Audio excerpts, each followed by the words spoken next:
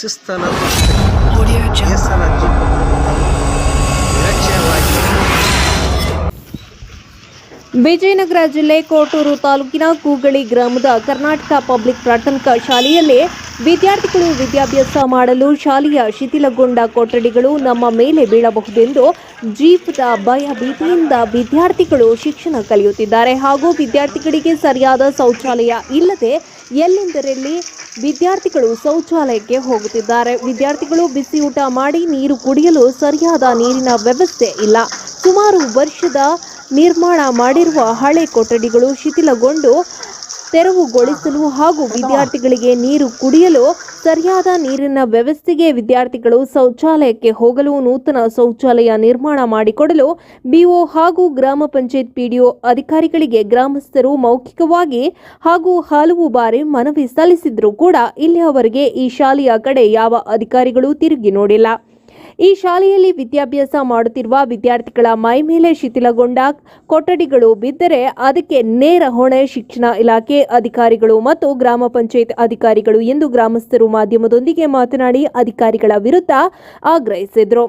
ಮುಖ್ಯ ಗುರುಗಳಾದ ತಿಪ್ಪೇಶಿ ಅವರು ಮಾತನಾಡಿ, ಈ ಶಾಲೆಯ ಶಿಥಿಲಗೊಂಡ ಕೊಠಡಿಗಳು ತೆರವುಗೊಳಿಸಲು ಶಾಲೆಗೆ ನೂತನ ಶೌಚಾಲಯ ಕಟ್ಟಡ ನಿರ್ಮಾಣ ಮಾಡಲು ವಿದ್ಯಾರ್ಥಿಗಳು ನೀರು ಕುಡಿಯಲು ನೀರಿನ ವ್ಯವಸ್ಥೆ ಮಾಡಿಕೊಡಲು ಮನವಿ ಪತ್ರ ಕೂಡ ಗ್ರಾಮ ಪಂಚಾಯತ್ ಅಧಿಕಾರಿಗಳಿಗೆ ಹಾಗೂ ಶಿಕ್ಷಣಾಧಿಕಾರಿಗಳಿಗೆ ನೀಡಿದ್ದೇವೆ ಎಂದು ತಿಳಿಸಿದರು. ಸರ್ಕಾರಿ ಶಾಲೆಯಲ್ಲಿ ಈ ರೀತಿ ಇರುವುದರಿಂದ ಖಾಸಗಿ ಶಾಲೆಗಳಲ್ಲಿ ಶಿಕ್ಷಣ ಹೆಸರಿನಲ್ಲಿ ಶಾಲಾ ಶುಲ್ಕ ಹಣವನ್ನು ಹೆಚ್ಚು ಪಡೆದು ಹೆಚ್ಚು ಬೆಳೆಯಲಿಕ್ಕೆ ಕಾರಣವಾಗುತ್ತದೆ. ಈಗಲಾದರೂ ಸಂಬಂಧಪಟ್ಟ ಅಧಿಕಾರಿಗಳು ಸರ್ಕಾರಿ ಶಾಲೆಗಳಿಗೆ ಭೇಟಿ ನೀಡಿ ಗಮನ ಹರಿಸಬೇಕೆಂದು ಗ್ರಾಮಸ್ಥರ ಒತ್ತಾಯ ಆಗಿದೆ. ಕುಣಿಸೋದ್ರಿಂದ ಭಾಳ ತೊಂದರೆ ಆಗ್ಬೋದಾ? ನಮ್ಮ ಮಕ್ಕಳು ಒಂದು ಆರೋಗ್ಯ ದೃಷ್ಟಿಯಿಂದ ಕೇಳ್ತಾ ಇದ್ದೀವಿ ಸರ್. ಆರೋಗ್ಯ ದೃಷ್ಟಿಯಿಂದ ತೊಂದರೆ ಆಗ್ತದೆ ಸರ್. ನಾವು ಆದರೂ ಕೂಡ ಆ ಕಡೆ ಹೋಗೋದು ಬೇಡ ಅಂತೇಳಿ ನಾವು ಈ ಕಡೆ ಬೇರೆ ವ್ಯವಸ್ಥೆನ ಮಾಡಿಕೊಡ್ತೀವಿ ಸರ್. ಸರ್ ಓಕೆ, ಊಟದ ಓಕೆ. ಇಲ್ಲಿ ಈಗ ಟೀಚಿಂಗ್ ಮಾಡ್ತದೆ ರೀ, ಇಲ್ಲಿ ಒಳಗೆ ಹಂಚು ಹೊಡೆದೇವೆ, ಅದರಲ್ಲೇ ಟೀಚಿಂಗ್ ಮಾಡ್ತದೆ ರೀ.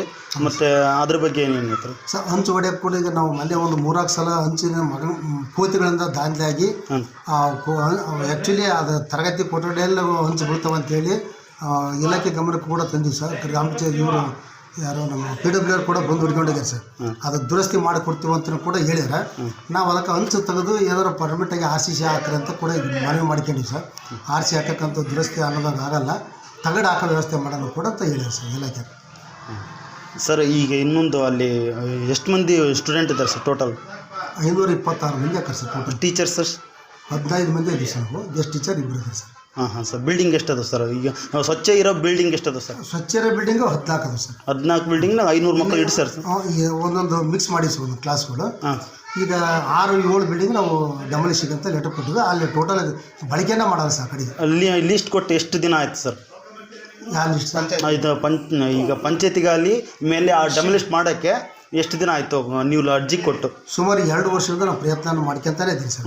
2 ವರ್ಷದಿಂದ ಹಂಗೆ ಇದಾವೆ ಸರ್. ಅದೇ ನಮ್ಮ ಮಕ್ಕಳೆಲ್ಲ ಈ ಶಾಲೆಗೆ ಓದ್ತಾ ಇದಾವೆ. ಈ ಬಿಲ್ಡಿಂಗ್ ಬಗ್ಗೆ ಎಲ್ಲ ಹೇಳ್ಬೇಕಂದ್ರೆ ಈಗ 10 ವರ್ಷ ನಮಗೆ ಯಾವ ಅಧಿಕಾರಿಗಳಿಗೂ ಮನವಿ ಕೊಟ್ರು ಯಾರೂ ನಮಗೆ ಸ್ಪಂದಿಸ್ತಾ ಇಲ್ಲ. ಆಮೇಲೆ ಸ್ವಚ್ಛತೆ ಬಗ್ಗೆ ಯೋಚನೆ ಮಾಡಿದಂದ್ರೆ ನಮ್ಮದ್ರಷ್ಟು ಕನಿಷ್ಠ ಜನ ಯಾರೂ ಇಲ್ಲ ಅಂದ್ಕೋಬೇಕು. ಯಾಕಂದರೆ ಆ ಶೌಚಾಲಯ ಬಗ್ಗೆ ಯಾರಿಗೂ ಗಮನನೇ ಇಲ್ಲ. ಶಾಲೆಗೆ ಹೆಡ್ ಮಾಸ್ಟ್ರಿಗಾಗಲಿ BO BO ಸಂದರ್ಶನಗಳು ಇಲ್ಲ ನಮ್ಮ ಶಾಲೆಗೆ, ನನ್ನ ಅನಿಸಿಕೆ ಪ್ರಕಾರ. ಯಾಕಂದರೆ ಇಷ್ಟೊಂದೆಲ್ಲ ಆಗ್ತದಿಲ್ಲ, ಅವ್ರ ಸಂದರ್ಶನ ಇಲ್ಲದ್ರೆ ಇಷ್ಟೊಂದೆಲ್ಲ ನಮ್ಮ ಶಾಲೆಗೆ ತೊಂದರೆ ಆಗ್ತದ್ದೇ ಇಲ್ಲ. ಆ ಸ್ವಚ್ಛತೆ ಬಗ್ಗೆ ಈಗ ಏನೋ ಕಾಮಗಾರಿ ಮಾಡಿರಿ, ಅವನ್ನ ಎಸ್ಟಿಮೇಟ್ ಹೆಂಗೆ ಮಾಡಿರ್ತಾರೋ ಆ ಎಸ್ಟಿಮೇಟ್ನಾಗ ಇರ್ತದೋ ಇರೋಲ್ಲೋ, ಎಷ್ಟೇ ಕಳಪೆ ಮಾಡಲಿ ಇವ್ರ ಮೇಸ್ಟ್ರುಗಳು ಹ್ಯಾಂಡ್ ಓವರ್ ಮಾಡ್ಕೊಳೋದು, BOಗಳು ಹಿಂದೆ ಮಾಡ್ಕೊಳೋದು, ಕಳಪೆ ಬಿಲ್ಡಿಂಗಿಗೆ ಓಕೆ ಅಂದ್ಬಿಡೋದು. ಇಷ್ಟೆಲ್ಲ ನಮ್ಮ ಗ್ರಾಮದಾಗ ಭಾಳ ದೊಡ್ಡ ಸಮಸ್ಯೆಗಳದ ಸರ್. ಆಮೇಲೆ ಶಾಲಾ ಕಾಂಪೌಂಡು ಈ ಇಲಾಖೆಯರು ಕೂಡ, ಪೊಲೀಸ್ ಇಲಾಖೆಯರು ಕೂಡ ಈ ಕಡೆಗೆ ಬೀಟ್ ಬರೋದಾಗಲಿ, ಶಾಲೆ ಆವರಣದಾಗ ಏನಾರ ಅನೈತಿಕ ಚಟುವಟಿಕೆಗಳು ಮಾಡಿದ್ರೆ ಅವ್ರನ್ನ ಹದ್ದುಬಸ್ತು ಇಡೋದಾಗಲಿ ಅಂಥವೇನು ಮಾಡ್ತಾ ಇಲ್ಲ ಸರ್. ವೈರು ಕಲೆಕ್ಷನ್ ಇದೆ. ನಮ್ಮ ಹೆಸರು ನೀಲಕಂಠಪ್ಪರು ಅಂತ, ಇದೇ ಹೋಬಳಿ ಅಂತ. 2ನೇ ತರಗತಿ ನಮ್ಮ ಮಮತಾ ಅಭ್ಯಾಸ ಮಾಡ್ತೈತಿ. ಇಲ್ಲಿ ಶಿಸ್ತು ಅನ್ನೋದು ಫಸ್ಟ್ ಇಲ್ಲ. ಸಲ ಅರ್ಜಿ ಕೊಟ್ಟರು ಕೂಡ ನಿರಕ್ಷರವಾಗಿ ಕಾಣ್ತದಾರ. ಇಲ್ಲಿ ಕಾನೂನು ರೂಪವಾಗಿರ್ತಕ್ಕಂಥದ್ದು ಇಲ್ಲಿ ಸ್ಕೂಲಾಗಿ ಏನೇ ಮಾಡಿದ್ರು ಕೂಡ ಹೇಳಲ್ಲ. ಪೊಲೀಸ್ ಇರ್ತಕ್ಕಂಥದ್ದು ಒಂದು ಯಾವ್ದಾರ ಒಂದು ಬೋರ್ಡ್ ಹಾಕ್ಬೇಕು. ಇಲ್ಲಿ ಶಿಸ್ತು ಅನ್ನೋದೇ ಇಲ್ಲ. ಈ ಬಿಲ್ಡಿಂಗ್ ಎಲ್ಲ ಬಿದ್ದವು. ಬಿಲ್ಡಿಂಗ್ಗಳು ಸಾಕಷ್ಟೆಲ್ಲ ಬಿತ್ತಾವು. ಇದು ಬಿ ಎಸ್ ಆರ್ ಬಂದಾರಂತಂದು ಹೇಳ್ಯಾರ, ಇಲ್ಲಂತ ನಮ್ಮ ಗಮನಕ್ಕೆ ಟೋಟಲಿ ಬಂದೇ ಇಲ್ಲ. ಲೆಜರಿ ಬುಕ್ಕ ತೆಗೆದು ನೋಡ್ರಿ ಕೂಡ ಸೈನ್ ಮಾಡ್ಯಾರೋ ಇಲ್ಲ ಅನ್ನೋದು ಕೂಡ ನಮಗೆ ಒಟ್ಟ ಇಲ್ಲೇ ಅಲ್ಲ. ಜನರು ಇಲ್ಲಿ ಊಟ ಮಾಡಿಸ್ತಾರ ಇಲ್ಲಿ ಅಂತಂದು ಹೇಳಿದರು. ಈಗಿನ ಮಾಸ್ಟ್ರು ಕೂಡ ಹೇಳಿದರು, ಪಕ್ಕನ ಯಾರು ಬಿತ್ತಪ್ಪ ಅಂದ್ರೆ ಅದಕ್ಕೆ ಹೊಣೆ ಯಾರು? ಊರಾಳಂತ ಆಗಲ್ಲ, ಮಾಸ್ಟ್ರುಗಳೇ ಅದಕ್ಕೆ ಹೊಣೆ. ಅದಕ್ಕೊಂದು ಶಿಸ್ತು ಕ್ರಮವಾಗಿರ್ತಕ್ಕಂಥ ಕಾನೂನು ಏನೈತೆ ಅದು ಬಿ ಎಸ್ ಆರ್ ತಕ್ಕ ಹೋದಾಗ ಎಸ್ ಎಮ್ ಸಿ ಅಧ್ಯಕ್ಷರು ಇಲ್ಲಿವರೆಗಾದರೂ ಫೋನ್ ಮಾಡೀವಿ, ಟೋಟಲಿ ಬಂದಿಲ್ಲ. ಅಗ್ರಿಬೊಮ್ಮಳ್ಳಿಗೆ ಹೋಗಿ ನಮ್ಮೂರು ಸ್ಕೂಲ್ ಈ ರೀತಿ ಆಗೈತಿ, ಈ ರೀತಿ ಇಲ್ಲ, ನಮ್ಮೂರು ಇರ್ತಕ್ಕಂಥ ಹೋಬಳಿ ಮಟ್ಟಕ್ಕೆ ಹಿಂಗೆ ಆಗೈತಿ ಅನ್ನೋದು ಕೂಡ ಅವ್ರು ಎಸ್ ಎಮ್ ಸಿ ಅಧ್ಯಕ್ಷರಿಗೆ ಕೂಡ ಗಮನ ಇಲ್ಲ. ನಾಳೆ ಏನಾರು ಸತ್ನಪ್ಪ ಅಂದ್ರೆ ನಮ್ಮ ಮಕ್ಕಳಿಗೆ ಬರ್ತೈತೆ ಹೊರತು ಬೇರೆ ಯಾರಿಗೆ ಬರೋಲ್ಲ, ಇರ್ತಕ್ಕಂಥ ಅಡ್ಮಿನಿಸ್ಟ್ರಿಗೆ ಬರ್ತೈತಿ. ಇಲ್ಲಿ ಬೇರೆ ಊರಾಳ ಕೂಡ ಗಮನ ಬರೋದಿಲ್ಲ. ಇದು ಏನೋ ಶಾಲ್ಯಾಗ ಏನಾರು ಆತಪ್ಪ ಅಂದ್ರೆ ಒಂದು ಸ್ಟೇಷನ್ನಿಗೆ ಕಾನೂನು ರೂಪವಾಗಿರ್ತಕ್ಕಂಥ ಒಂದು ಬೋರ್ಡ್ ಹಾಕಕ್ಕಂತಂದು ನಾನು ವಿನಂತಿ ಮಾಡಿಕೊಡ್ತೀನಿ ಅಂತಂದು